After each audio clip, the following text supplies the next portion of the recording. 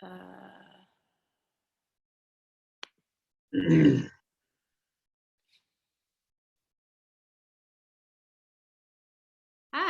good morning. Morning, everyone.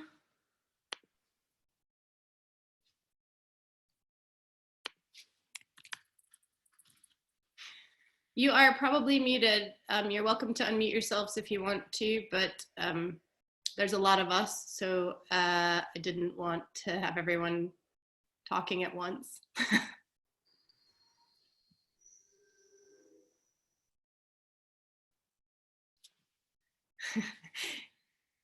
Eamonn, Anna's waving furiously at you.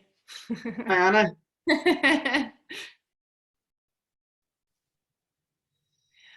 There's about 40 people signed up, so I'm just gonna wait for a couple more people who are all showing up before we start, if that's cool with everybody. Feel free to make your cups of tea, get comfortable, whatever.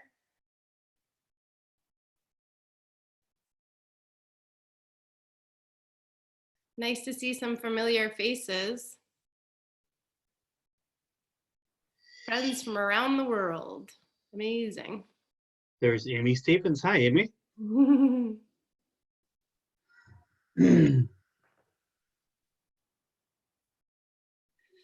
seem to have brought most of the art world, Medeia. I know. I'm impressed. You've got your reputation precedes you, apparently. Apparently people in Ireland like you, after all. Aoife's in. She's part of your support team. Cool. Well, we've got about half the folks signed up, and to be honest, it's people will just trickle in, and I'll keep letting them come in. So I really don't want these things to be any longer than they have to, so I might make a start, because I think people are getting Zoom fatigue, and it's a long time to be staring at a screen. So I always think it's a horrible thing to torture the people who showed up on time by waiting for the people who are late. So we'll get a start, and as they come in, I'll let them in. Cool. Well, hi, and thank you for coming. My name is Medeia Cohan. I know some of you very well and for a very long time, but there's a lot of you I don't know. And those of you I don't know, Eamonn knows probably majority of you, and the rest of you, welcome. It's nice to meet you for the first time. I'm the co-founder of the Creative Entrepreneurs Club, who is hosting this chat. And as most of you are not familiar faces in the Creative Entrepreneurs Club, I just want to give you a really quick intro. We'll get into this, but Eamonn and I worked together in London for many years and are very good friends. And since then, we both ran for the hills, which I think we're very grateful for in the middle of COVID to not be in London. But I'm in Glasgow, Eamonn's in Ireland, and we are up here. When I moved up here from London, I thought Glasgow doesn't have a sort of centralized creative community. Although there are lots of sort of city-wide programs across the country, Glasgow didn't have one, and I thought that was really strange. So I set out to start something that was kind of Creative Glasgow. But over the last year, it's really turned into initially a Scotland-wide project, and then kind of reaching beyond that. And it's really about connecting, upskilling, and empowering creative people. So we work with lots of creative entrepreneurs and makers and designers and artists and people who just need support and aren't getting what they need, aren't getting a voice, aren't getting the support in the way that they need it. So we run training programs, we run networking events that are ridiculous, which is one of my favorite things to do in life, is to introduce people. My husband calls me the Great Ganesh. I really love connecting people, and I love ridiculous scenarios that aren't like lukewarm shit wine name badges and awkward sidling up. I like, universal equalizers like karaoke and shit like that. So we run those kinds of events, and we run sort of drop-in events and crits, and we have one-to-one advising sessions, and all of that is now free. Previously, it cost £8 a month, but since the fun new world we live in, we've dropped all of our fees. We've gotten public funding, and we can now offer all that for free. So if you'd like to join, it's free to join. Members have access to everything we do, written resources, video resources, events, and one-to-ones. So that's me selling. That's all I'm going to do of that. I would very much like to introduce you to my very dear friend, Eamonn Maxwell. If you don't already know him, Eamonn is a very well-respected curator in the arts. He's represented Ireland at the Biennale in Italy, in Venice. He has done lots of incredible shows all over the world, and he and I worked together at the University of Arts London, where he was head curator, and I was initially his intern, then assistant curator. Then I kicked him out and took over his job. He's been a great teacher to me and a great friend to me over the years, and I thought that we've been talking a lot about our conversations with artists and what they're going through and what the world looks like, and I thought it was something we should share with everybody else, because I think Eamonn has great insight. In addition to being above average curator, I think that he's a great mentor to artists and a great friend to many artists, and has, you know, his finger on the pulse of things, and is in a good position to talk to us about what things are currently, what we can do to improve our situation, and what the long-term future for us is. Because personally, for my 2 cents, I don't think this is a short game. I think this is the new world, and I think we need to pull up our socks and get on with it. Eamonn and I discussed this, and something I feel really strongly about is starting off this conversation by admitting that things are pretty shit. I think there's lots of people out there cheerleading and encouraging and saying really great things. And while I think all of that is important, I also think just admitting that it's fucking tough is a good place to start. And knowing that, you know, it's tough for everybody, even those of us who are privileged enough to have what we need, it's still not easy. However, as Eamonn and I will talk about in a minute, I think as creatives, we are particularly skilled at adverse situations and overcoming obstacles. So, Eamonn, please tell everybody a little bit about yourself, things I left out, and you can be nicer to yourself than I am about you. Let's start there. Okay, thanks, Medeia. Hello, everyone. I know probably 3/4 of you. So sorry, Medeia, I win that trumps. I brought the aces to the crowd. As Medeia said, we've been friends for over 15 years now. We've always been friends, but also we've always worked together in terms of this thing about supporting artists. Even though we've ended up in very different careers, we're both driven by the core belief that our role in life is to support artists, and we manifest that in different ways now. But ultimately, and we're about supporting emerging artists. Once artists have got galleries and doing well, we kind of let them get on. We're kind of here to sort of support that that sort of early career infrastructure where people don't have. Someone's brought their dog. Oh, cool. Hi, kid. Who's your dog? So my career, I mean, it's a weird thing. My career looks like it makes a lot of sense, but it doesn't. I don't think anyone's career does. I went to art school in London. I did a BA in fine art. But I was shit. I was an awful artist, and Anna Ricketts, who's on the line, can kind of confirm that. Anna was in art school with me.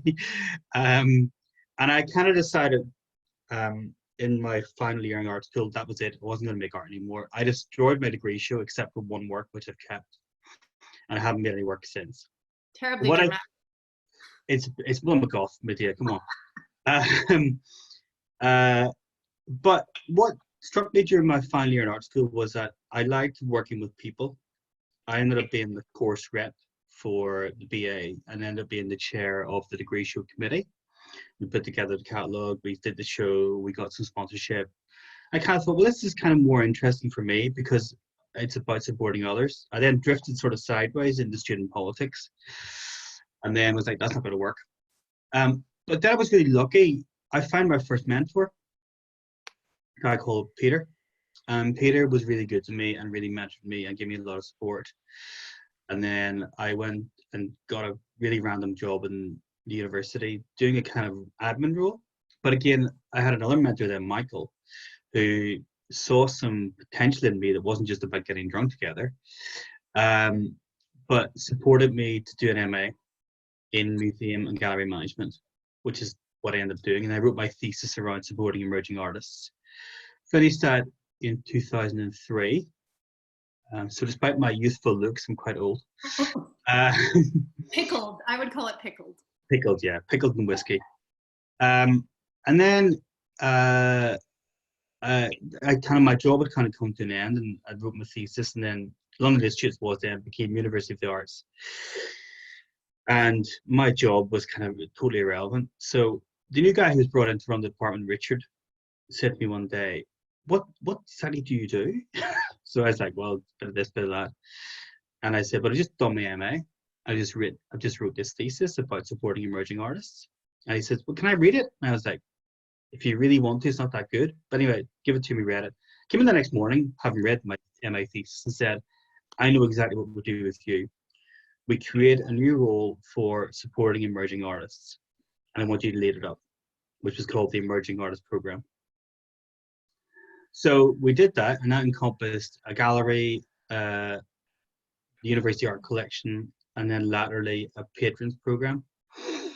But 2 years in, I kind of realized I needed some help. So I did a lecture one day back at where I did my MA, and this kind of gobby American woman kind of came and had a coffee with me afterwards, and we've been best friends ever since. So then after a while, the call of moving back to Ireland became too strong. So I moved back to Ireland in 2009, ended up running Lismore Castle Arts, this kind of bonkers gallery in a 12th century castle in the middle of rural Waterford, and did that for sort of 9 years. And then I've always been driven by this thing about knowing when it's your time to go, knowing when it's your time to leave. So I've never stayed in any job for too long. So I was in Lismore for too long. I should have left earlier, but they wouldn't let me go. But in the end, I was just like, I'm going. So I walked away and was unemployed for 10 months. It was the best thing I ever did, because it got me thinking about, okay, do you want to go up the kind of gallery chain and become like a director of a museum or whatever it is? And it kind of struck me that actually no, because that becomes too much about me and the ego of the curator or director, and you're so far removed from artists.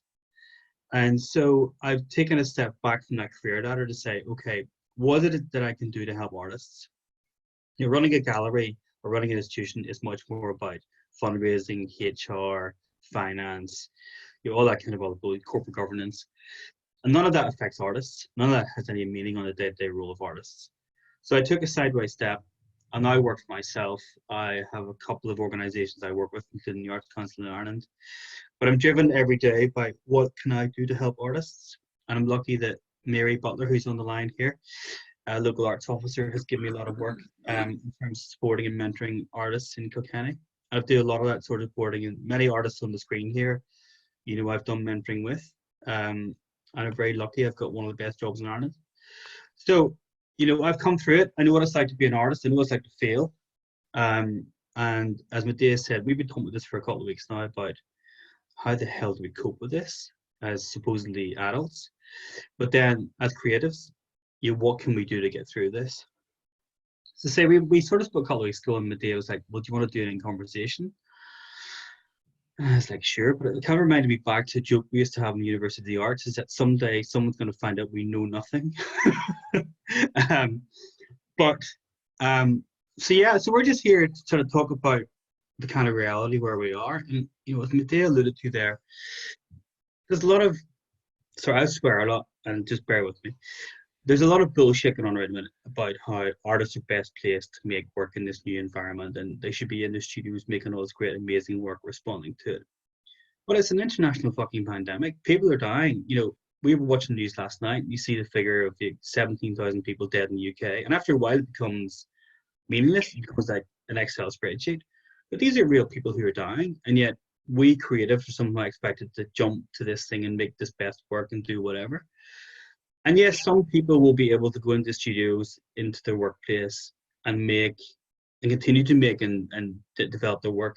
But for others, there'll be total paralysis because of all sorts of other things. You know, people say to me, "What books are you reading in a minute?" I'm going, "I have no fucking headspace to read. I just want to get through the working day and help everyone I love and need to work with." And I can't read because there's nothing in there. There's no space. So I experienced a little bit of what you artists must be going through in terms of just that harshness of trying to survive and get through this. That's my intro. Too long. Sorry. Sweary. I think, I think there's a couple real stigmas facing us in our community at the moment, and maybe they're always there. They're just exacerbated by this situation, and that is that artists are kind of not that social anyway, and they can just be in their studio making and whatever. And we don't need to support them somehow. I mean, I've been listing all the funding things that are there on our website. We've got a huge list of funding, and there is money from Arts Council for certain things. There's money from Scottish Creative Scotland and different things like that. There are pots of money, but there's not like furlough for this community, and I don't know what we're expected to do that way. And also that art is a luxury, it's not a necessity. So that myth that this being creative is not necessity to mental health and to sanity during these times, and that no one is going to buy work because it's a luxury, and being an artist is a luxury, basically. And I think those are real stigmas that are not helping us at the moment. But I think there are a lot of things we can do as individuals and as a community to improve our situation, and I thought it would be useful if we talked through some of those. And I mentioned it earlier, but I really do believe that creatives are inherently resilient and are better at managing kind of outlets for their mental health, for their anxiety, and better prepared to face challenges, because we overcome challenges constantly and we have creative approaches to things. So I'm hoping that you guys are finding that for yourselves, and that you're using the things that are at your fingertips and within your lives to kind of keep yourselves sane. I know something Eamonn and I talked a lot about, and I'll hand over to Eamonn now, but is about this pressure that we're putting on ourselves to be like busting our butts to be making, to keep doing our normal schedules, is very unrealistic and not good for us. And I think that's something we need to take a step away from. I mean, I know I've had a massive shouting match with my husband this morning because there's this mental 5-year-old running around my house. And I was like, dude, your shit is not more important than my shit today. I've got 40 people I need to talk to. You have to manage this kid. That's just it. Like, take this monster away from me so I can talk to people uninterrupted for an hour. Like, it's very hard to be creative when you're facing lunacy all the time. I mean, hopefully many of you have made better life choices than me and not had children like Eamonn. So challenged a little bit less than I am, but I know Helen Swan's on this call with 4 sons at home. I don't know how anything's happening there. She runs a company. So, I think there's a lot of challenges we're facing, a lot to overcome. But if this is our new normal, if this is for the foreseeable future, Eamonn, what are some of the things we can do to sort of be good to ourselves, prolong our processes, and kind of thrive in this? I think that, as you say, Medeia, I think that reality is that the new normal, whatever it is, we're going to be in this post-COVID era for some time. And the idea of going back to sort of, being out and about and socializing, going to galleries, going to gigs, going to festivals, isn't really going to happen until sometime in 2021. That's the kind of, so the rest of this year, in terms of the dissemination of artists' work, is going to be really challenging. I just think that's going to be the case. So with, trying not to be too negative, because, I'm an old recovering goth, so I exist in negativity and pessimism and doom and gloom. But I'm trying to be nice and shiny today. Thanks for joining us. Light hours. So I think the first one for me, is, I was when I was thinking about this in advance, I was thinking about, okay, what are the things I want to talk about? And for me, the first one is about sanity. The first one is about being kind to yourself. And this is a crazy time. This is not natural. This is an international pandemic. And, us creatives tend to be, quite introverted, can sometimes be nervous, can sometimes be we're certainly very hard on ourselves. We all think that what we do is shit and doesn't matter. Unlike you, Medeia, you think everything matters. But I think your own mental well-being is number one. That comes above everything else. This is about survival. This is about what are the things you can do every day to bring some joy into your life, to get some stress relief from what you're doing. For me, it's I get up in the morning, 8 o'clock. So by 8 o'clock, I might walk the dog for like an hour down by the canal in Kilkenny where I live, and that just gets me fresh air, bit of perspective, bit of just relief from this endless, you know, news channel that we live in, this 24-hour news cycle where everything's kind of there and whatever it may be. So your own well-being is kind of critical, and you'll have your own methodology to deal with that. Whether it's Amy Stevens there with her two young boys, that brings all the different challenges. Whether it's someone like Mary there storming around Kilkenny trying to avoid the Irish language people. We all, or Rachel Fallon there with her dogs, we all have our own individual things that make us happy. And I think that we need to do more of that. And this thing is, as you were saying, Medeia, this thing about, we're expected to continue at our normal kind of pace and our normal kind of productivity is utter nonsense. I'd say that everyone in the world who's in the middle of COVID is operating at 50%. We just are. I mean, I know it from the amount of emails I get, from the amount of phone calls I'm getting. Everything's at 50%. And that should be the same for artists, is that, you shouldn't be forcing yourself to be in your studio for 40 hours a week or whatever your working week is, because the pressure of all this is getting to all of us. And so this kind of leads into my next one, which is about structure. We're in this sort of thing where, what day is it today? It's all just sort of drifts from, is it Monday, Sunday, Wednesday? How can you give yourself some sense of what it means to do, means to exist in this time? I think the thing that we all need to think about, and artists need to think about, is you being an artist is your job. That's what your role in life is. That's what you have chosen to do. Now, I'm not saying you make all your money from that, but that's what your chosen role to do. So if you were in a job, if you're in an office, there's a rhythm to how your day works. You win for 9 o'clock and 30. There's usually a meeting or many meetings during the day. There's a tea break. There's lunch. There's all these kind of things. So one of the things, I've still got my own mentor, and really early on, he said to me about structure. So he said about putting things like lunch in your diary, putting the dog walks in your diary, putting all that thing in your diary, because then it looks like your day has some sort of structure.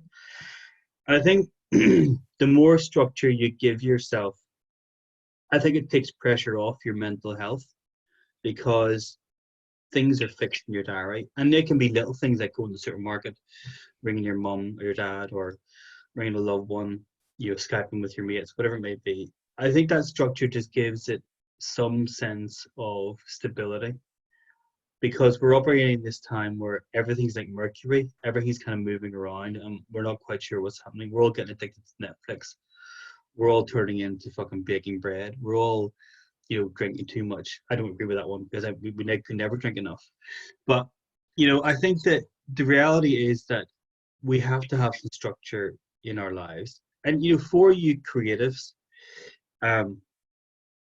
whatever your art form is, I think that part of that has to include your studio time, which is my third sort of point. This idea that, your studio is your workplace. It's no different than me going to an office.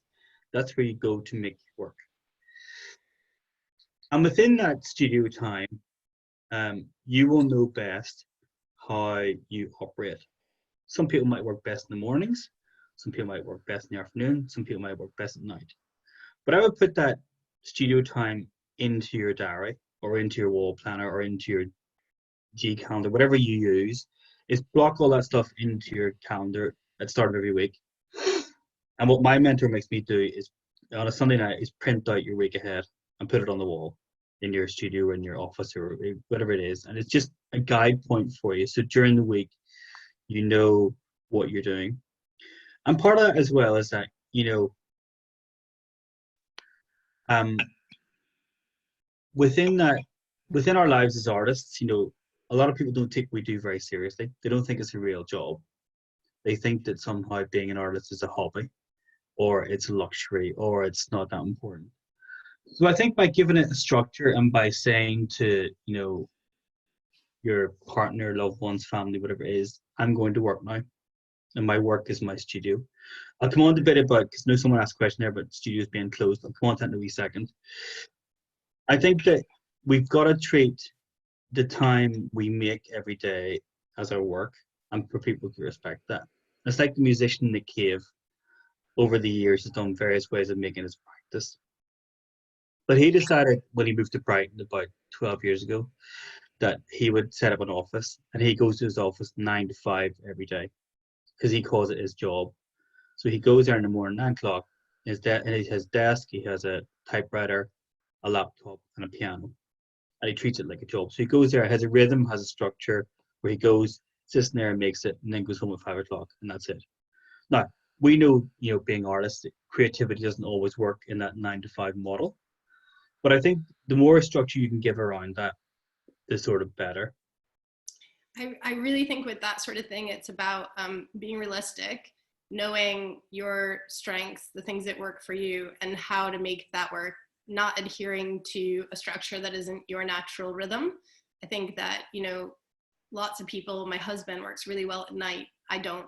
I'm a morning person for sure. And if we don't divide our day that way, and with, splitting childcare at the minute, if it's not working that way, then the time I have to work, I'm not at my best, and it's kind of a waste of energy. So I think really realistic with yourself and kind to yourself, and not setting unrealistic goals for yourself is a important thing, because otherwise you just feel like shit. It's just not working, and it feels like you failed. Yeah. Sarah Letterman, you asked a question there. Hi, Sarah. Good to see you again. Yeah, I know. All our old proteges, Medeia. About, access to facilities that are closed now. It's a big, big challenge for people because, as Ian, who runs the Project Art Centre in Dublin, said, it says the arts were the first people out during COVID and will be the last ones in. So getting access to those shared studios may well be something that doesn't happen for the rest of this year. So I think the reality is you just have to think about your practice in a different way, and almost decide, for the rest of this year, I'm not going to get back into my own studio and way of working. So therefore, you kind of think, there's two things I can do here. Is I can just totally pause my practice and just do nothing, which is totally fine. There's nothing wrong with that, because we're in an international crisis. So if you choose not to do any more work, that's completely admirable. That's fine. But not because of the studio limitation, because that's what you want to do for yourself. Studio limitation, to some degree, we have alternatives for. But if you choose for your mental health to not be continuing to make, then that's your choice, and that's cool. I think, one of the things when I'm mentoring artists, individually or in groups, is I say, your time in your studio making work is actually only probably about 50% of your working. There's lots of other things we all have to do now as creatives. We have to do things like, our social media, our invoicing, our updating our websites, updating our CVs. We also, normal times, would go and see exhibitions. We would go and do studio visits. We would go and attend festivals, and we would do research. So I think that your studio practice now can become more like a research practice. That instead of it always being about generating this new content that certain funding agencies, who remain nameless, seem to think that artists can just turn work on in a certain time period. I think the artists should look at this as, someone said to me they're doing their residency at the minute. They've got Serena Caulfield, who's here, said that at the minute I'm not an artist, I'm going to do an artist residency in my studio. And that changing your mindset to say, okay, I can do something different. And for artists, that can be, going back to basics, like going back to drawing, or going back to reading, or going back to photography with your phone on your daily walks. It doesn't always have to be about making. I know there are some artists on here, who get involved in big projects. And those are all definitely on hold indefinitely. So you may feel that actually um, that kind of practice just has to be suspended for the time being, and you just have to think about a different way of working. And you can experiment. You can just do something completely different. And because there's no outcome, because there's no exhibition or there's no festival, there's no, whatever it may be, there's no pressure then. This is the time where, as Beckett says, you can feel again. And I think that's really important.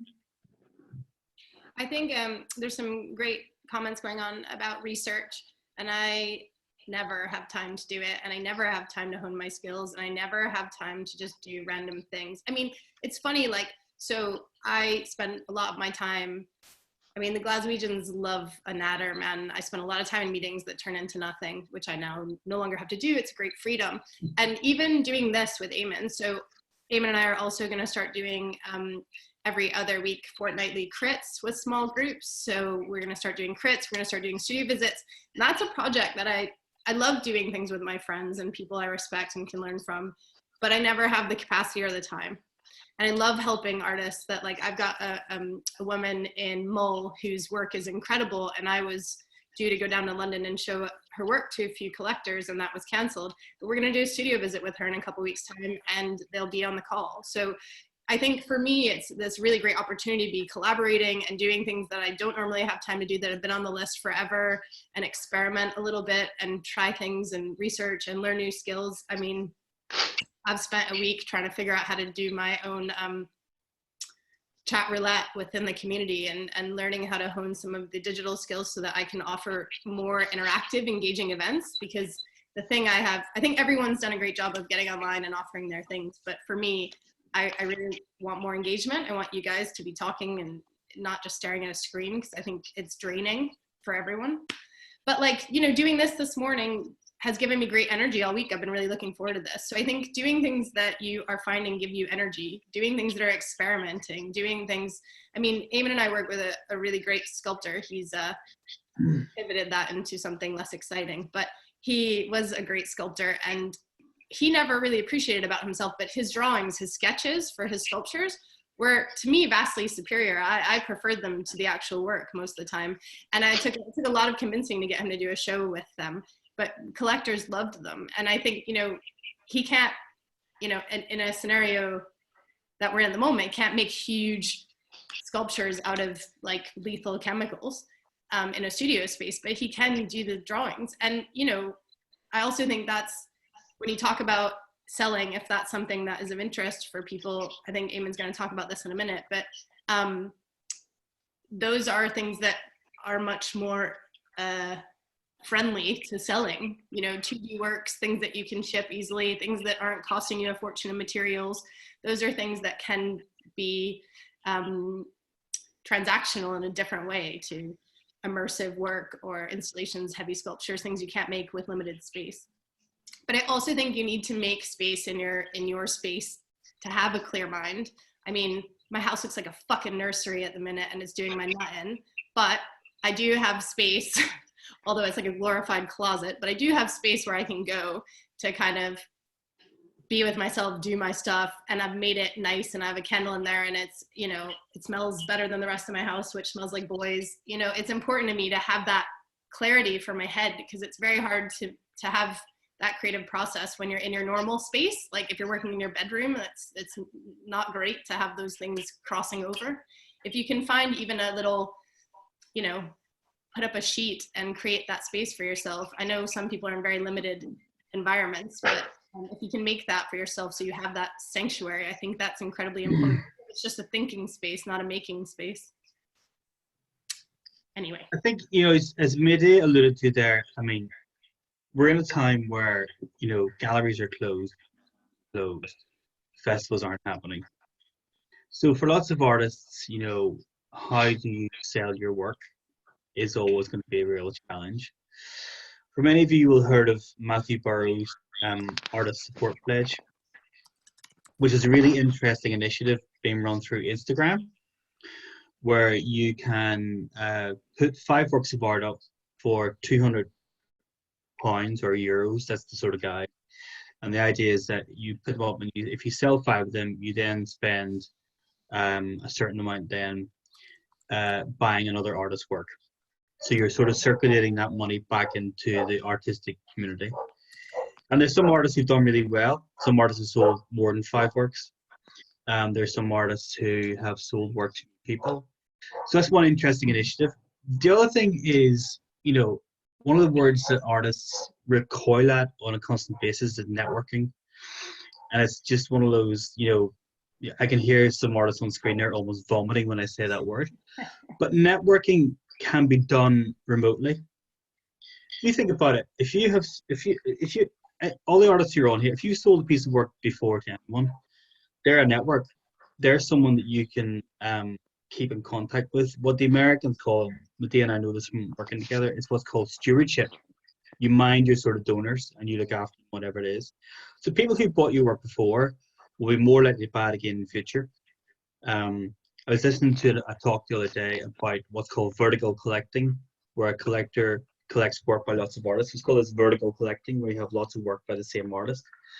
And, there's a couple of artists on here who do that really, really well, who've got a really good spreadsheet or whatever database of previous people who bought the work. And I'm just in keeping contact with them and just saying, this is what I'm doing, this is whatever. And there's an artist here who I won't name, has sold 7 works this week just by keeping in contact with her network and just by done. I mean, props. That's impressive. Well done. And it's just that thing about those people who've supported you before will want to support you again. Partly because it's a really shit time for everyone, and the people who buy art are by and large philanthropists in some way, and they'll want to support and sustain your career. And also, artists, collectors will want to have success. They'll want to know that the artist that they're buying is not just a one-off, that they're making work that's evolving, getting better all the time.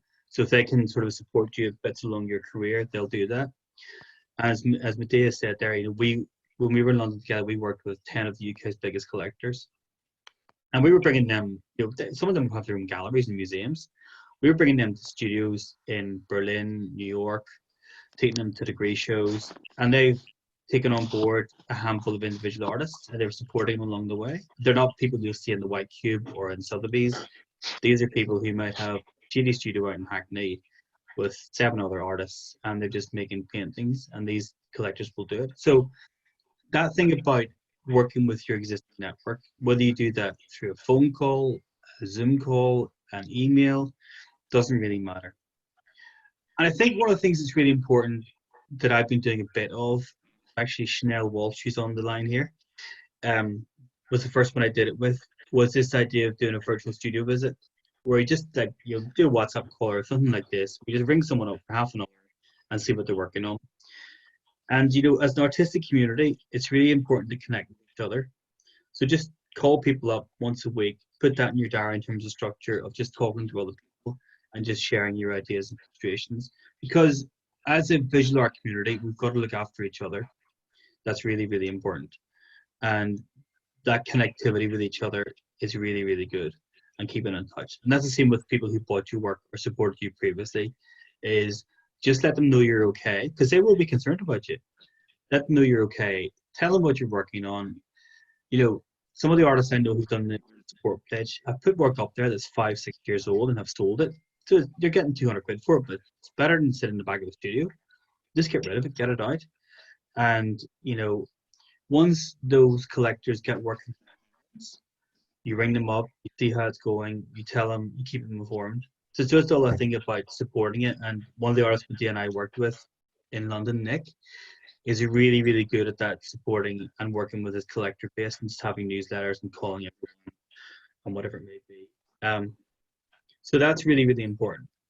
Yeah, I mean, I know people hate the dreaded newsletter and things like that, and it doesn't have to be a formal newsletter. No. But I think people who do that well, people who maintain communication, and even if it's, I mean, Eamonn and I talked about this the other day, because I do one every week, and it's not even about necessarily just talking about yourself. I think something you can do for each other. It's way easier to talk about each other.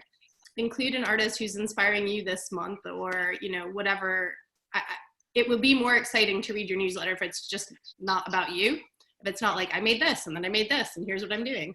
If you're like, here's 3 artists I'm like proper excited about this month, or here's, you know, someone who's inspiring me, or here's an interview I did with this person. That kind of content is great as well. And it's a chance for you to work with people you like and be around, you know, helping other people. I think it's way easier to talk about other people than it is about yourself, and to get them to do it vice versa opens you up to a different audience that you might not already reach. Their mailing list is different from yours, and if they like this person's work, they might like yours. I think doing things like that and trying to be positive, and, you know, I'm not a massive fan of fake it till you make it, but I'm also not a massive fan of using public forums to just moan. So I think there's somewhere in between that where you're just, you know, telling your story in a positive way and making it as interesting as possible. I think your collectors do care about you. We have plenty of collectors who just help artists, like have always done. I've seen Richard Gere go up to a cash point and give an artist money just because they were skint, or, you know, ask them what they had just so they could support, even if it's maquettes for bigger sculptures, you know, getting lots of sums of small money rather than one big chunk of money, and having things collectively owned.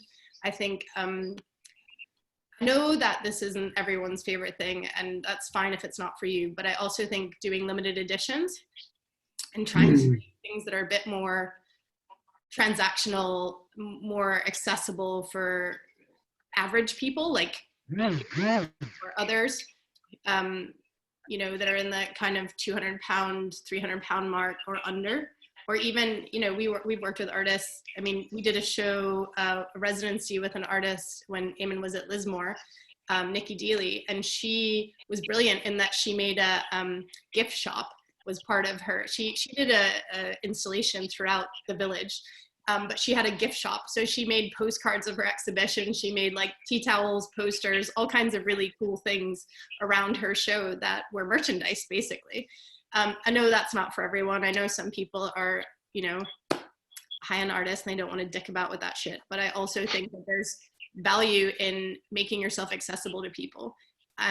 There are a lot of artists I work with who have a separate Instagram account for things like that, so they don't muddle the waters. So when it's products or when it's limited edition, they sell them separately to their bigger works, so they're not kind of noising up that communication. But I think it's definitely something worth looking into, and it allows you to be creative in a different way, use a different medium and see your work in a different way. And I think that can be exciting. If, you know, all of these things are about mindset. If you're taking an approach to it that it's an exciting chance for you to try something you've always wanted to try, or it's a new approach, or it's an evolution of your work, or if you take the approach that, like, I'm too good for this shit, I don't need to be doing it, I don't want to hear about anything other than what I'm already doing, you know, that the outcome is up to you. And trying to be positive and find creative solutions to things like selling are I mean, that takes me on to my sort of final bit before we ask people to sort of ask their own questions, is around social. And social for me is in 2 things. One's about social media and one's about socializing. Yeah. So in terms of socializing, it's things like this. It's about calling up your friend, having what I call digital drinks, or a digital coffee. And it's just having an hour with someone face to face, tell them what you're working on, tell them what you're sort of doing. It's not a meeting, it's just a catch up. I mean, I'd love to be in the pub with all of you talking about this. It could be so much more fun, but we can't do it. Our pub's even open this time of day, I don't know. If anyone would know, it'd be you. That's true. I don't care. But I think that, you know, I think keeping in touch with people is really, really important. And, you know, we all live with this kind of fallacy that, you know, the artist Garrett working away on your own, making your masterpiece, and you don't talk to anyone or engage is utter bullshit. And I think that at this time, more than anything, we connect with each other really, really on a regular basis. You know, I'm calling my mum's head every so often because she has her phone, looks at the top of her head, more than I ever did, because it's a crisis. And I think that we all have to reach out to each other. Medeia and I have been talking about in the past couple of weeks, more than we've probably done for a year. It's because we miss each other and we cherish each other and we're worried about each other. I think. Is that right, Medeia? Ish. Yeah. So socializing is really, really important. Because we can't go out and give people a hug. We can't go and get drunk. We can't do all those, go for walks together, any of that stuff. So just do it. Okay, we're all a bit bored with fucking Zoom culture. But it doesn't have to be Zoom. It can be WhatsApp. It can be FaceTime. It can be whatever it is for you. It's all fine. Um, and then the other one is social media.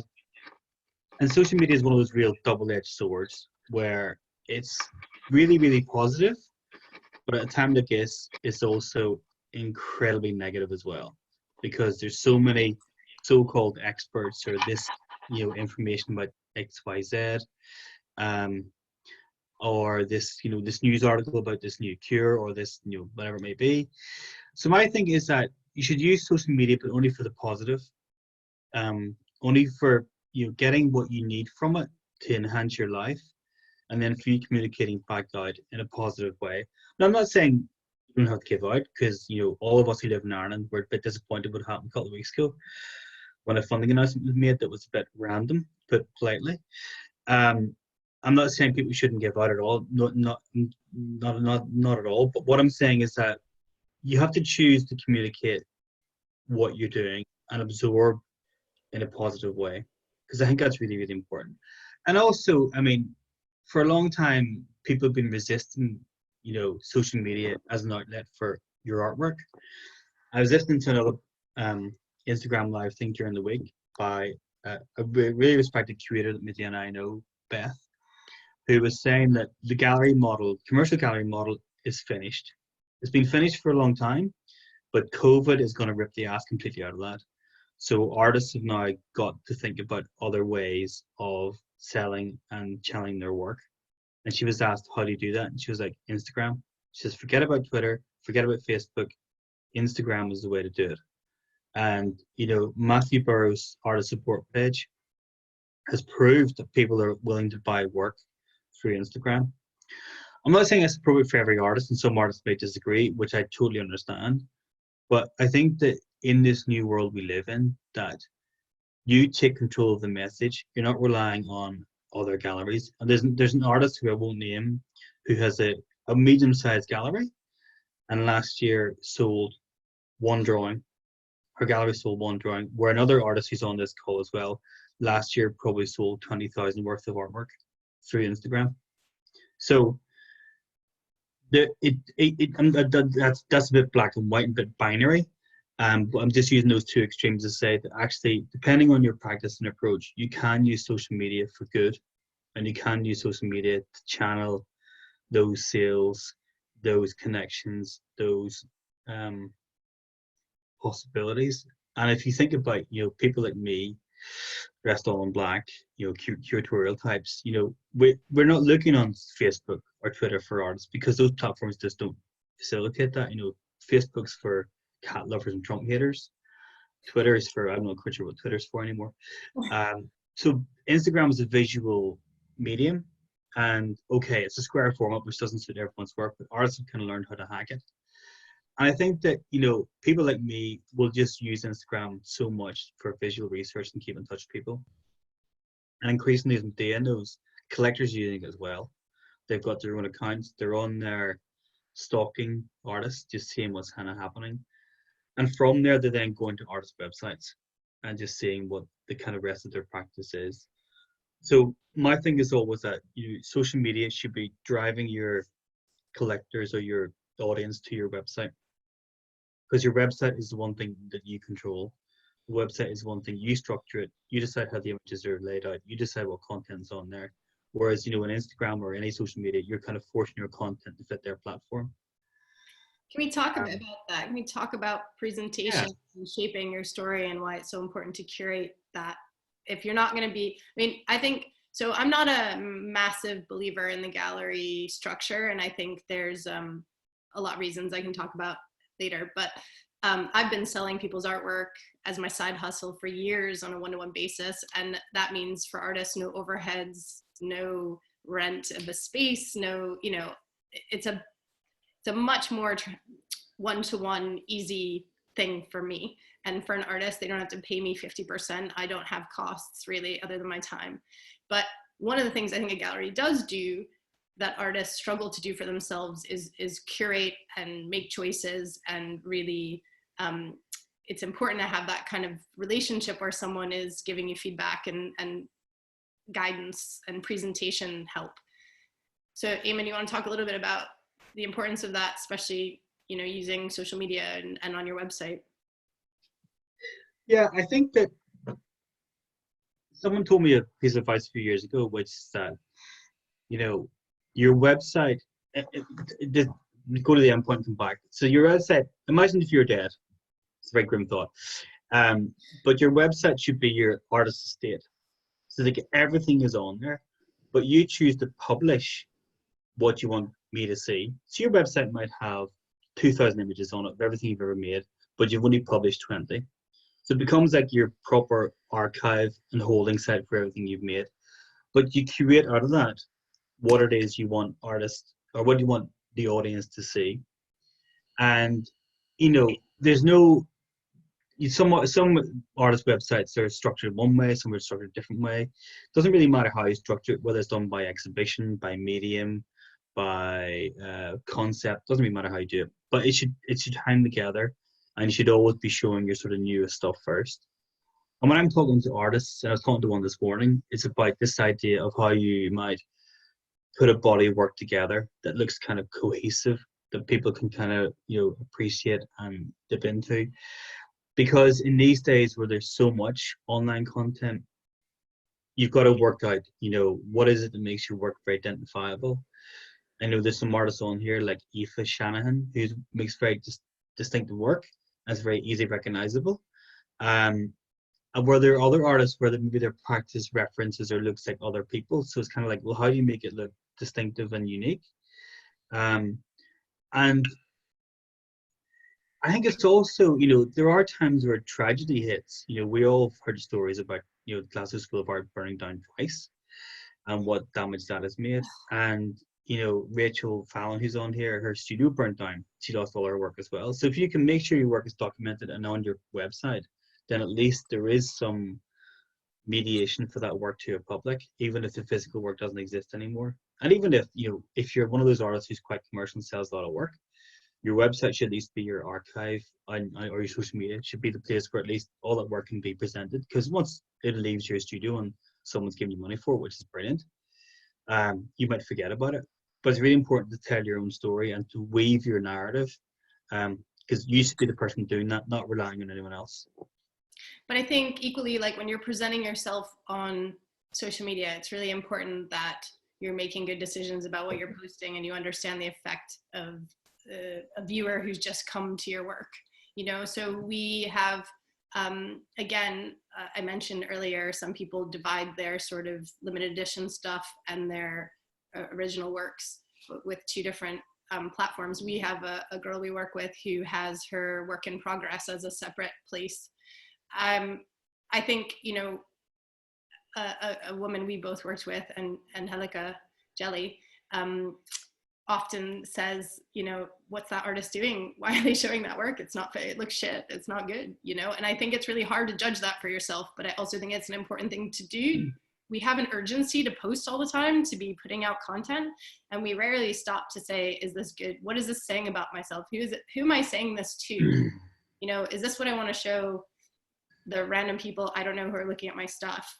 Some ex-boyfriends, some collectors, some gallerists, some friends. You know, I think it's easy to think you're just talking to friends, but if you're using that medium to talk to the entire art world, and that's curators, collectors, museums, galleries, peers, what are you saying? How are you telling that story? Because if you're not going to be with a gallery, if the gallery, I think there's a mindset shift that has to happen, which is you are still a very worthy and talented and respected artist without a gallery, because there are fewer and fewer of them, and that's not the thing that's making or breaking artists anymore. So if you are your own gallery, how are you representing yourself? Would you pay you? Are you doing a good job to tell that story? Are you putting the right tone out there, the message? Everything, because it matters. It's not just the picture, it's what you're saying, it's how you're hashtagging, it's all those things, and you need to be considered, not rushed. It shouldn't be that you're like on your phone on the tube. Well, no one's ever going on the fucking tube again, but you know, they're out and about in the world, and you just were like, oh, I took a picture of this, I just post that and put, like, you know, whatever. If it is your presentation to the world, if it is your gallery, be considerate about what you're doing, because I think that's you now, that's your representation. Yeah. And I think that, we all use social media in certain ways. And, when I'm looking at artist accounts, it's interesting to see that, as Medeia says, you can curate that in a certain way. I use that word curating in a kind of very um, knowing way because, in Ireland, like one of our most senior artists is Dorothy Cross, and her Instagram is brilliant because it's everything from, what Dorothy's making in a marble workshop in Italy to what her horse is doing today to, what her dog's doing on the beach. And it tells a story about her life, and it's really gives you real insight into it. And then even some of the artists are on here, like Kate Nolan or Miriam McConnor, who are photographers who, so in a way, Instagram is kind of really random because you look at it going, is this an artwork or is it someone's life? But I think, and I look at people's accounts, I just see beautiful images of what they're observing on a day-to-day basis, whether it's you walking through Dublin 8 or on a farm in West Cork. I think that we're all given these great insights into other people's lives. And, as Vasari talked about the lives of artists, we're all fascinated by what artists do. And so how you choose to present that is entirely up to you. I would suggest photographs of yourself half naked pissed probably aren't a good idea to put online, even though there are lots of them of Medeia and I out there. But I think that, you show the things that are interesting you because they will interest other people. And it can be just like, what you're doing in the studio. Because I find artist studios fascinating places because they're all in a different way structured, and some might have, a beautiful red sofa. Some might have, a little kind of quirky area for whatever it may be. Some might have really ingrained paint on the walls, just really that tell the story of the thing, that tell the story of the work. There's an artist I did a show a few years ago who makes a body work and then strips studio white, paints it back to white, and does it again. So the studio is kind of anonymous. But I think for a lot of us, what happens in artist studios is really, really interesting. And I think sharing that with the world is valid. But I'm aware you and I've talked for a long time, so should we take some questions? Sure. If you want, what we should do here is, if you want to, is just type your name in, and if you want to ask a question, and then unmute yourself. Well, I'll unmute you in order so that it's not mayhem. Okay. But if anyone wants to ask anything, just let me know on the chat and I'll unmute you. The other thing I just wanted to raise about your work is the importance of really documenting it beautifully. Some people that's harder for than others. I mean, the woman I was talking about in Mull, it's going to be really interesting to do this, to do a visit with her, because there's a lot of sheen on her work, and it's very hard to see it. Like, pictures of it aren't, it's very hard to capture the depth and the light in her work that way. So I think there's an art to presenting your work and taking crap pictures, even if you're selling, vintage clothes on eBay, that presenting them beautifully and describing them well and all that stuff sells them in a better way. And, I think it's very hard as an artist to sell yourself. I think that's something we all struggle with. I mean, Eamonn and I have been working with creative makers of all kinds, artists, for 15, 20 years. And I swear to God, if we could get out of our own fucking way, we'd rule the world. And I think we are our own worst enemy in many ways. So take the time to kind of see what other people, peers, people you work with, will articulate about your work for you, and take that on board. If you can get other people to help you with that stuff and present yourself and tell your story beautifully, or take the pictures beautifully, or whatever. And to Eamonn's earlier point about using Instagram to drive traffic to your website, absolutely. But your website shouldn't be static, especially at the minute. If people are going to be visiting it regularly, I would have changing exhibitions on there. I would keep it fresh, because that's something else you can tell people to bring to bring them back to your site, to send in your newsletter that you want them to come. Kevin, darling, I keep muting you because we can all hear you, sweetheart, and you become the main person on the screen when you're unmuted. Even though I'm sure you're very exciting and have lots to say, I have to be muted for now, babe. So the So I think, you know, keeping your website exciting and having another reason to tell your collectors or your galleries that you've got a new exhibition up, even if that's like old work, even if it's a best of album. I mean, it's almost like, you know, it's just a chance to rejig things and tell other stories and make yourself relevant in these moments. And I think that's a really important part of doing what we're doing. The other thing is having your own group crits and working together collaboratively, I think is great. I think the more you can support each other and visit with each other and, you know, host your own events and chats with each other, or come, Eamonn and I are going to start doing them every other week for 5 people at a time, so that it's more of a discussion than this. It's not us talking at you, it's everyone having 10 minutes to just talk about what they're feeling or where their practice is or their work, or bragging, or, you know, just having the mic for a minute. Because I don't know about you, I mean, I'm sick of my own fucking voice, let alone everyone else's, but you know, it's nice to have a conversation rather than these things where we're talking at you, I think are getting tedious. So anyway, Catherine, where are you, darling? Let me unmute you if I can find you. There's a lot of us. Hang tight. Give me 1 second. Ah, thank you for waving at me. Go. Oh, go. Okay. Hi. As an emerging artist, I don't have, like, you know, I went back to college late. You know, this is not isolation of a 20-year-old. And so did the BA and did the MA and just finished in December. Yay. Congratulations. Yeah, thanks. But, you know, on fire to get started and get it out there and then, okay, so this is what that looks like.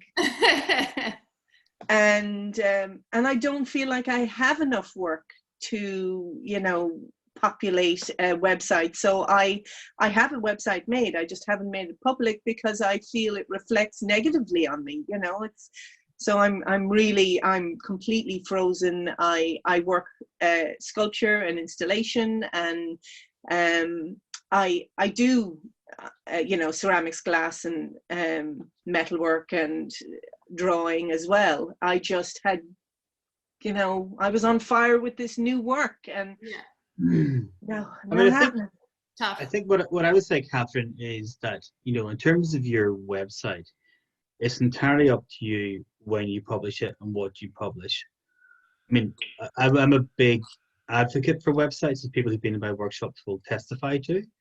I think they're really important to do, but only at the right time. There's no point in putting up a website just for the sake of it. And I think in this time, as I said, is, you know, look at other artists, you know, who are, I mean, Dorothy Cross for me is always the go-to in terms of social media, because it's just fascinating how she documents her everyday life. And we know that all that is feeding into her practice and her methodology. So even just go out and walks, take photographs, you know, anything you can do that involves your eye and sharing that eye with the rest of us is a way to do it. And as we said there, you can be doing things like just your own research.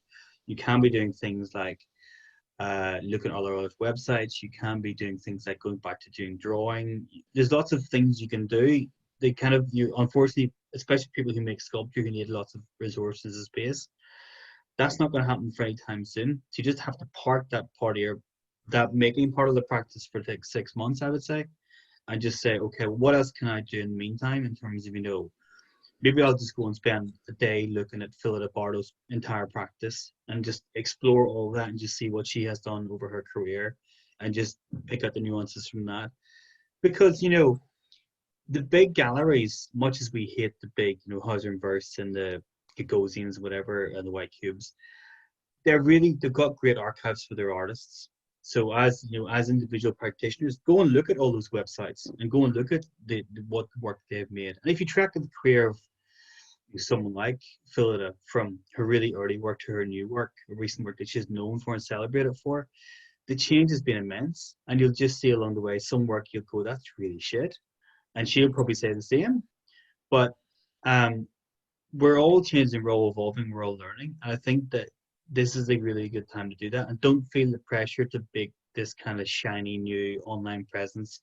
Isn't this wonderful, great, amazing? I mean, I really admire you for going back to art school later in life and restarting. Change your word. We used to use the word emerging artist. I think it's more acceptable now to talk about early career, because early career can be at any age. I think the word emerging is very specifically to younger artists. So early career, I think, just is, we're all in early career, aren't we, Medeia? I mean, I think that's bullshit. I think emerging is the stage of business. And I also don't think you have to park your making brain. I think that you can absolutely transition that into being, I mean, it's what feels comfortable for you, right? So like everyone on this call, this is not about us having the answers, right? No one was prepared for this. No, there's no answers. I'm more prepared for the end of the galleries because I've been doing an evolution of that for a long time and I never really got it. But I think, with your work, it really has to come down to what's comfortable for you. So these are not answers, these are suggestions. And for you guys to think constructively and take some bits away and sit with them and think about how they work for you, right? Rather than just say, that's totally not for me, none of it's bullshit, or all of it is for me and I have to apply all of it. Neither of those extremes are true. However, for my 2 cents, Catherine, I would explore maquettes and studies of sculptures and installations you want to do and look at alternative ways of doing it and doing it with like garbage and found objects in your home and the things that poor Helen and I are doing with our children. You know, finding alternative ways of still expressing the purpose of what you're doing and the intent of what you're doing and being able to be loose with that and play with that and keep that part of your wanting to realize something brain active and doing that in a way that feels okay for you, even if that's in the privacy and it's not about making work people can see. Or alternatively, so I'm a massive dork. I mean, anyway, doesn't matter. I'm really into mudlarking and I follow this woman called the London Mudlark, and you know, all she does, she's a historian and she posts images, stunning images of the junk. My husband thinks I collect crap, garbage basically, but you know, like these, I do. And you know, and I watch these videos of her discussing these finds, like the history of the things that she finds along the side of the Thames, and I'm riveted by this, you know, fucking broken china and like old hat pins and things like that. But I think my point is all of those things are research, all of those things can be a study, all of those things can be interesting. So I think it's up to you to determine within the bounds of what you feel comfortable with, how you can keep moving that process for yourself. And whether that's studying other people and applying things, whether that's looking at your early work and critiquing it, whether that's doing the admin of your career, you know, or websites, research and documenting that, finding things, playing with things, experimenting. I think this is a great time for those things. Okay. But that's just my 2 cents. Like equally, if that feels uncomfortable and takes you on a different course than you want to be on, then that's okay. Certainly, every single one of you could work on your writing of about yourselves because you're always terrible at it. Controversial.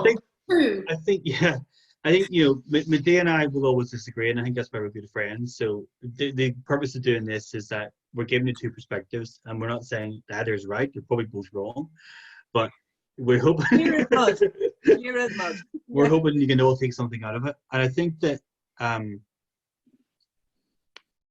yeah, that's what I'll say. So, any more questions? Thanks, Catherine. Any more questions or suggestions? Don't feel like you have to. We can equally just all head to the pub. Oh, wait. The fridge. Oh, good. I'm glad it's been interesting for people. Oh, good. Who's got a question? Kim, let's find Kim. Thanks. No dog. It was hard to recognize you. Wait, I haven't unmuted you. Oh, hiya. I was just wondering about when you're selling your work in hashtags about, on Instagram, about hashtags and the sort of the best hashtags to be using so people do can find your work and do know where it is. That's something I mean, this is one of those questions you'll get like 6 different answers. I'll say something and Medeia will say something completely different. It depends. I mean, there's no hard and fast rules. I mean, I think that hashtags are important, but I mean, like I was doing some research last night on Artist Support Pledge, and because everyone's now using that hashtag, there's now 77,000 works on Instagram without support, and that's so it becomes just impossible to get through it anymore, unless you really understand the algorithms. I think, you know, for me, it's about identifying what your practice is. You know, painting, could be making, could be contemporary art, could be Scottish art, could be feminism, could be whatever it is. And I would say you probably need about 5 is what I've always go to as my sort of gauge. And they should be broad enough that they're kind of going to appeal to lots of people, but also relevant enough to what you do. So it's getting that balance right. I use one called Irish Contemporary Art when I post about people I look and see in Ireland. It's broad, but it's kind of specific to Ireland. Whereas if I put in contemporary art, there's probably going to be like a million hashtags without end, and it's going to get any traction, So it's getting that balance right, and it's only by learning, and you learn as you kind of go through, and you can read all sorts of stuff about search engine optimization and all this kind of shit about online. There's no hard and fast rules, and some people are better at it than others, and some people don't even use hashtags because they don't feel they need to. So, I think sorry, go ahead, Medeia.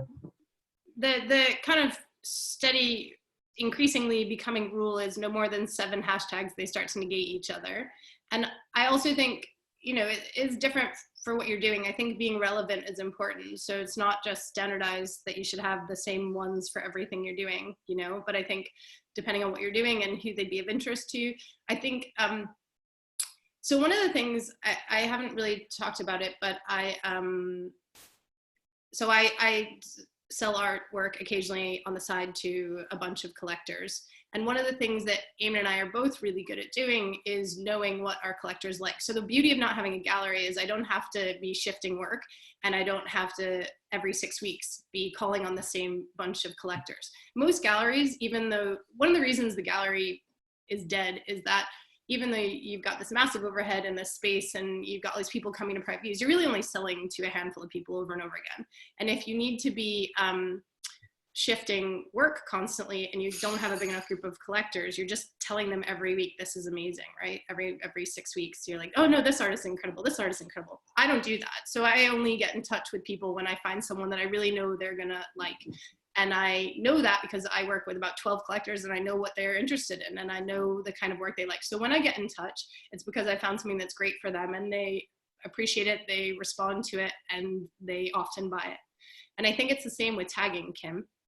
So if you can tag someone in something that you think they would like, whether it's a curator or a gallery or a buyer or whatever, you should. Don't do it all the time. Use it sparingly and use it for something very specific to them, and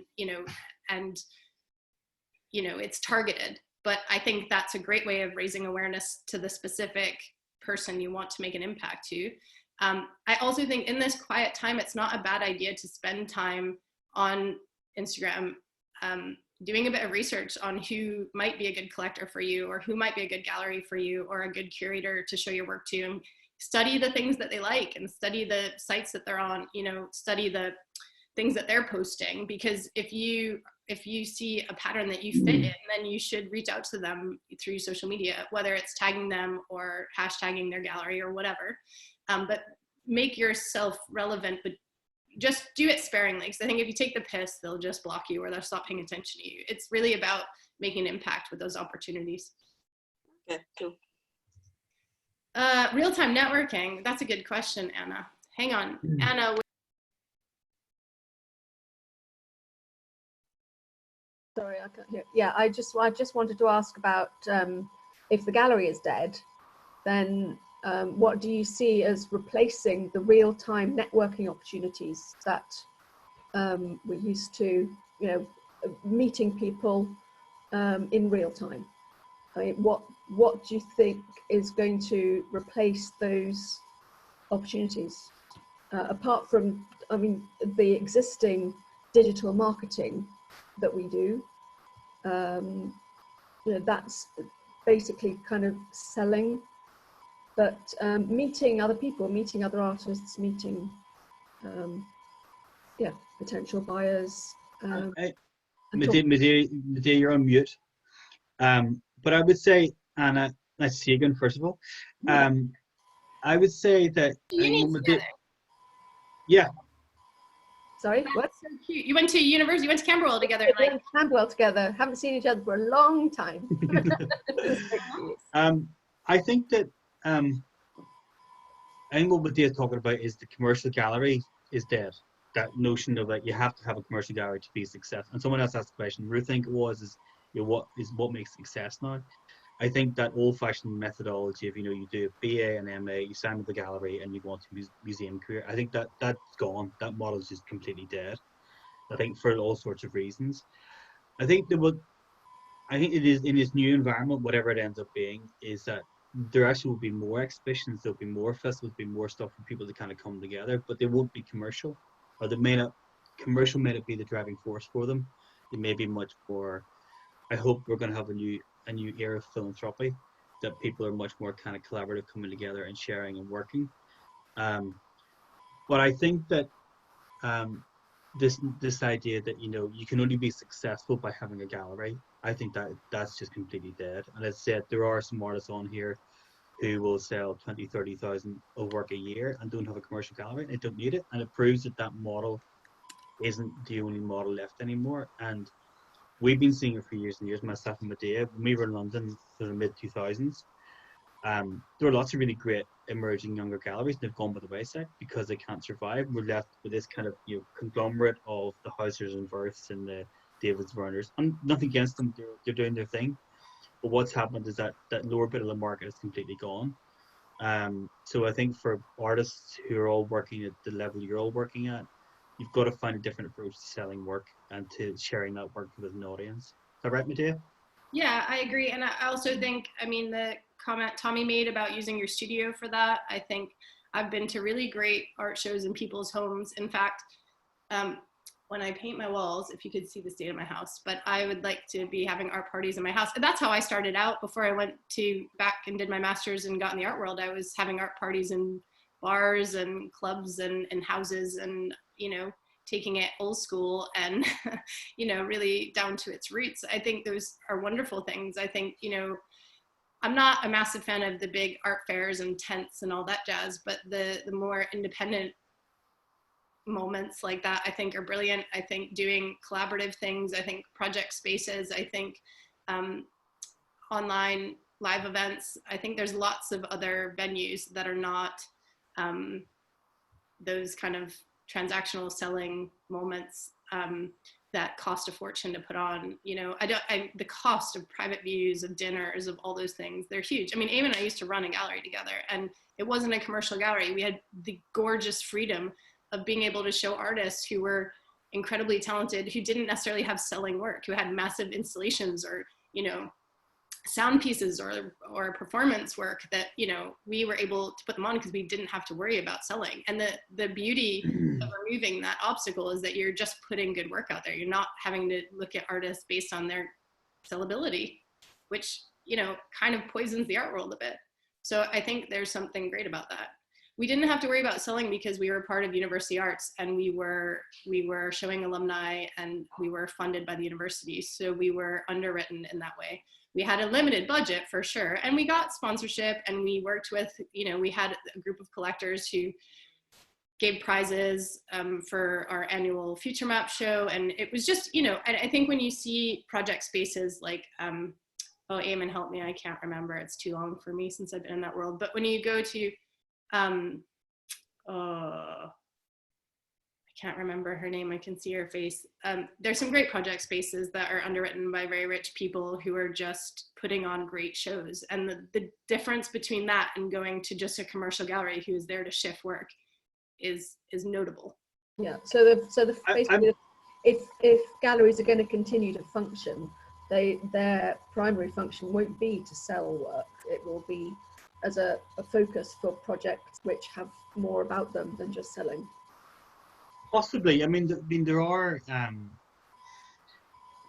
There's a couple of galleries I know, commercial galleries, who will put on shows occasionally that are not commercial in any way whatsoever. They're a platform for artists to show their work, and they're much more kind of curated. I first encountered it at the time you and I were in New York together. It was sort of 10 years ago, where Gagosian put on a Picasso show that was better than any museum.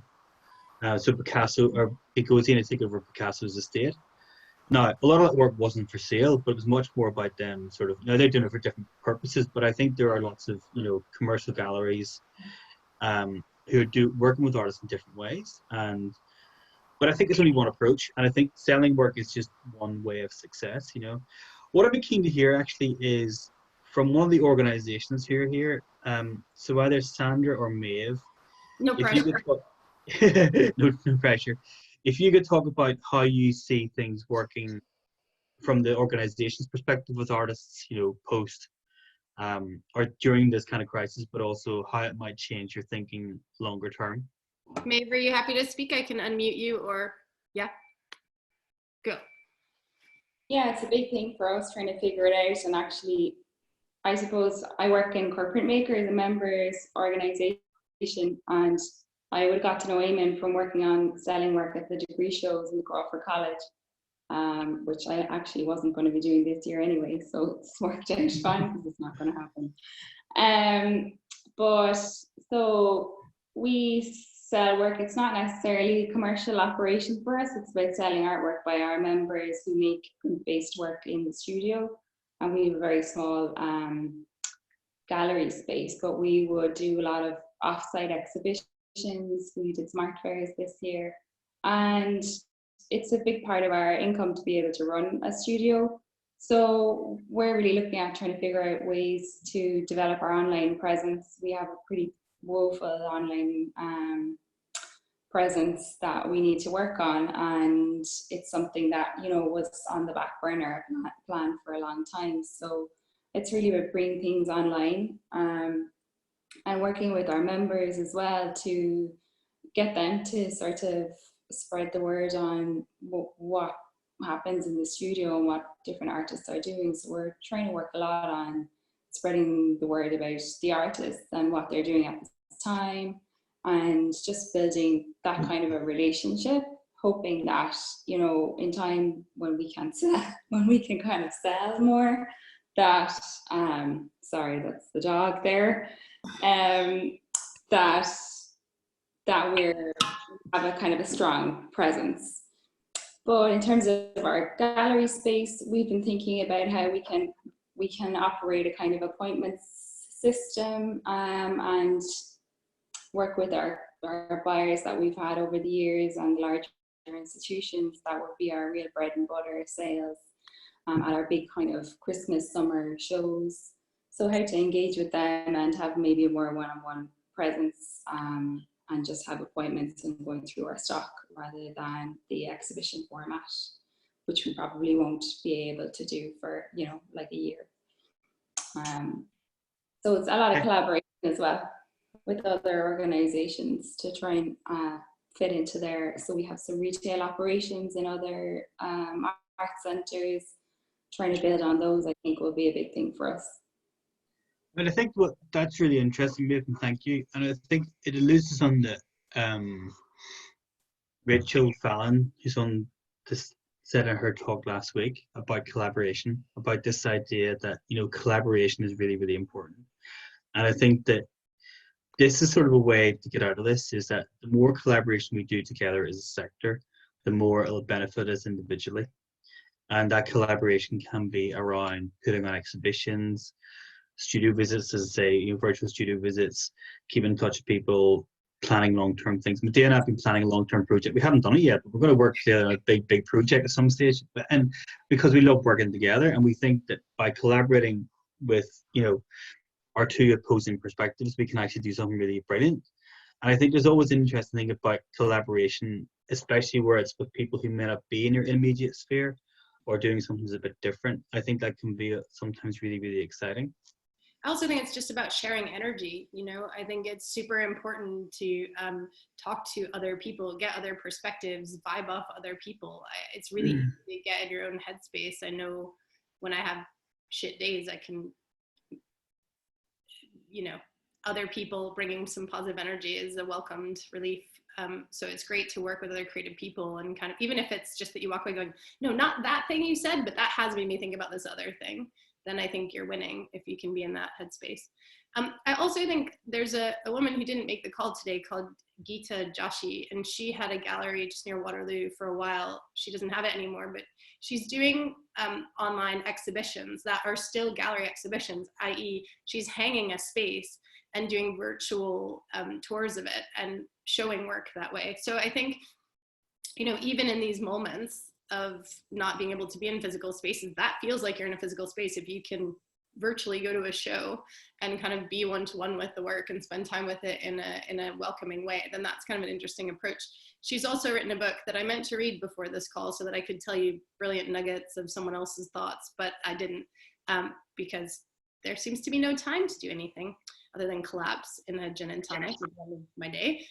But it's just out. What is it called, Eamonn? It's called like How to Run Your Own Career Without a Gallery or something like that. I'll find it for you. But it's like free on... I think it's something like why artists don't need galleries, something like that. But it talks about those things you've been alluding to. Called Show Your Art. Show your art. How to Build a Career Without a Gallery. And it's on Amazon now, and it's like free on the Kindle app, or it's £1.22 on whatever. But I think I haven't read it, so I can't recommend it, but I know her, and I think, you know, it's interesting to get perspectives, certainly from anybody, about how to be managing your career yourself.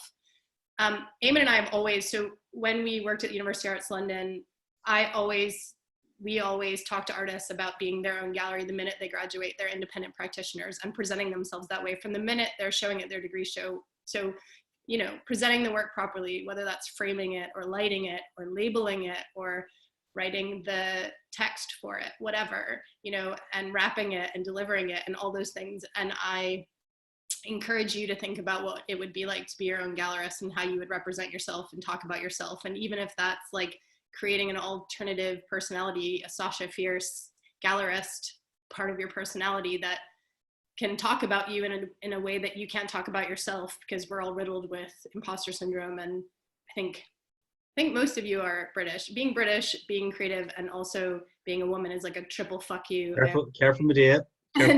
I think labeling there. Maybe it's slightly racist, but in my 15 years of living here, I've found that there's a lot of shoegazing and apologizing for yourselves when you should be bragging and showing off and talking about how wonderfully talented you all are, because you've got that in spades. America has all ego and arrogance, but not so much, you know, brilliant creativity. So I don't know why we all apologize so much here, but we do. I'm just aware of time. We're going to wrap up shortly. Shortly-ish anyway. Tommy, I wanted to come back to something you suggested there about philanthropy and how to create that kind of ethos in kind of society. I think that, you know, I was talking to someone yesterday who is a collector and a patron, and he was saying that he's really worried that, you know, that going forward, the charity fundraising is going to be for health. It just will be, and for housing, there, because they are immediate priorities.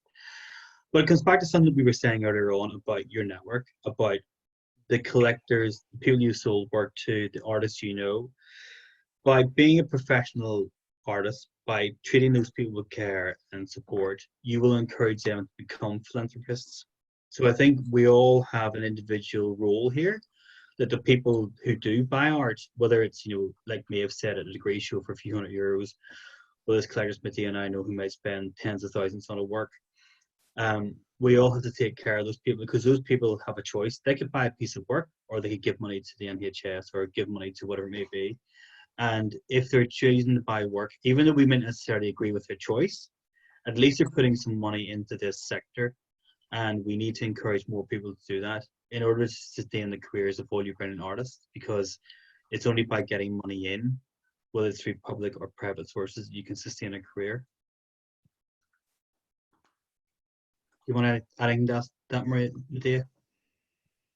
No, I think that's true. I mean, I think, you know, we have lots of, there are a lot of brilliant collectors in the UK, many of whom are philanthropic. I was saying Anita Zabadovich, although controversial, and I know a lot of people are protesting her space, and I understand why. But you know, she does have she does show her collection, and she does show other art there, and that's not a selling space necessarily. And David Roberts is the same. There are many of them, but there are also some lesser known brilliant collectors here and philanthropists who support the sector. So, I mean, you can be building those relationships all over the world through social media, and I think it's worth doing the research to find them and put yourself in their consciousness. So I would spend this time thinking about ways you can get in front of the right people and be shaping your message. I think, you know, it's not an easy time, but we are not alone in this. And anything we can do to help you guys, Eamonn and I are around. We're both on social media. We're going to be doing regular weekly things through the Creative Entrepreneurs Club. And if anybody wants to chat to us, I think we're both open to being contacted.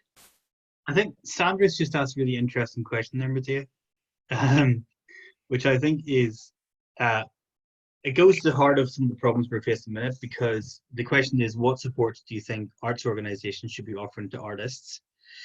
And it's a really challenging one, because I think the reality is that some arts organizations won't survive this. I think there will be less opportunities for artists to show work in organizations in the short term. I think those organizations who will survive and thrive will trust artists. I think first and foremost is just let artists be artists. Don't put pressure on them to sort of, you know, generate new stuff. Don't put pressure on them to have these deadlines. Let them explore their creativity. If they want to work with you in whatever way that may be, then that's all great. But for some people, this time will just be about knowing that you're there as a friend, that you're there as someone who will do a virtual studio visit, who will check in on people, who will make sure that you're promoting artists, that you're supporting the infrastructure. But I guess the challenge then is, especially for organizations that might have like a theater or a venue where there's no income coming in, and the visual arts, as we know, is expensive because, you know, you're not selling tickets, you're not making money from bar sales, you're relying on other sources of income. But I think that it's about trusting artists, and I think that lots of organizations I'm hearing are cancelling shows. They're not postponing them, they're just cancelling them, and I think that's really, really disrespectful to artists. I think that you should let artists, if you can, do those shows at a later time when the finances allow. You're not a museum where you're planned out 7-8 years in advance, where you can't shift program around. I think that you have to, and you know, maintain those contracts you have with the artists, pay the artists when you can, because artists aren't getting any money from anywhere else. They need that income and support and help that you can give. It doesn't have to be, I'm not saying you give all your money to artists and you undermine your bottom line. I think there are other ways that you can support. And Sandra, you've done great work with the exhibition Blue at the minute in terms of supporting artists, in terms of promoting it, in terms of sharing an exhibition that's closed to the public, but using social media, using other, you know, platforms to share it with other audiences. And I think that's really interesting. And to think about, you know, what if this was long term? What if this was the new reality for 3 years? How would organizations cope with being physically closed to the public for 3 years? How could you work with artists and work with your audience? And because, you know, one of the things that Medeia and I were talking about is how actually organizations have been really conservative through this and haven't really learned how to deal with, I say organization, that's a very general term, haven't really learned how to sort of, you know, talk to audiences when their doors are closed. But, you know, we all know now, people who are here who are parents will know that their kids live online. And this idea of them physically walking into gallery space to see a work of art is going to get harder and harder and harder. So as organizations, you have to use this time to think about, okay, well, how can we engage with audiences?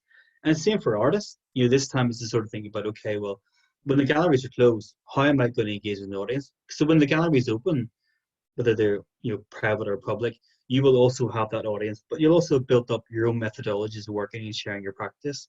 So I think it's whenever we get back to something resembling normality, I think it'll be much more adept at communicating to various audiences and people. I think we should end it there because, I mean, this is excessive and I'm sure you're sick of us. So it has been super lovely. Thank you to those of you who endured for an hour and a half. The time got away from me. I don't know, just so full of hearing my own voice. That's so interesting.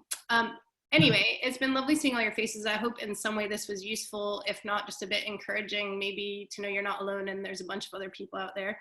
On the Creative Entrepreneurs Club website, there's loads of funding information, different arts organizations who have you know, relief funds and other ones who have calls for projects and different things like that. It might be worth a look if that's something that you're interested in. There's also groups in there just to chat, just to skill swap and things like that. So have a look, have a play around. It's wearecec.co.uk or the Creative Entrepreneurs, no, not the, just creativeentrepreneursclub.co.uk. Thank you so much for your time. Eamonn and I are both reachable through social media, or I'm reachable through the Creative Entrepreneurs Club. If we can do anything to help you, we're around. If you want to sign up, I think it's now on the Creative Entrepreneurs Club website. We're looking for 5 artists who want to talk about their work next week. And also, if you're interested in doing a studio visit and showing us what you're working on, get in touch with one of us. We're going to start putting those together as well. And if you have ideas for other things we could do that would be helpful for you, let us know. Yeah, But, I mean, as Medeia said, listen, thank you all so much for turning up. It's been great to have so many of you here. And if there's anything else we can do, we're here to sort of support and maintain your brilliant careers. So if there's anything at all we can do, please let me know. Cool. Take care and be kind to yourselves. Eamonn, thank you for your time, and hopefully see you all again soon. Bye, Woody. Bye, guys. Take care.